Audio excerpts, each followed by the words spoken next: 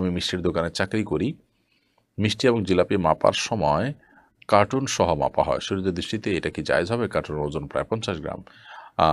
দেখুন, ইচ্ছাকৃতভাবে কার্টুনের নিচে আপনার শক্ত আ আপনার কাগজ-টাগজ ইত্যাদি দিয়ে, একটা হলো যে মিষ্টির সংরক্ষণের জন্য যদি দেওয়া হয়ে থাকে সেটা যতটুকু প্রয়োজন ততটুকু। আরেকটা হলো যে ইচ্ছাকৃতভাবে ভারী আ কাগজ ইত্যাদি দিয়ে ওজন বাড়ানো হয় এবং আ মিষ্টি বিক্রি করা হয়। তো সেরকম প্রতারণা করা হলে সেই দোকানে আপনার চাকরি করা জায়েজ হবে না এবং আ সেরকম মিষ্টি বিক্রি করা আপনার জন্য জায়েজ হবে না, কারণ এটা সুস্পষ্ট প্রতারণা।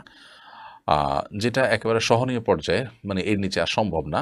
এটা ওপেন সিক্রেট, সবাই জানে এবং ক্রেতাও জানে যে হ্যাঁ, এটার এই পরিমাণ ওজন আছে। তো সেটা থাকলে কোনো অসুবিধা নেই। ৫০ গ্রামটা সেজন্য সেক্ষেত্রে সহনীয় কিনা আমি পুরোপুরি সিওর না। যদি এটা সহনীয় হয় এবং এর নিচে আর সম্ভব হয় না, আ তাহলে সেক্ষেত্রে নিশ্চয়ই ক্রেতা এটাকে মেনে নিয়ে কিনছেন। সেই হিসাবে আপনি এটা বিক্রি করতে পারেন বা দোকানে চাকরি করতে পারেন।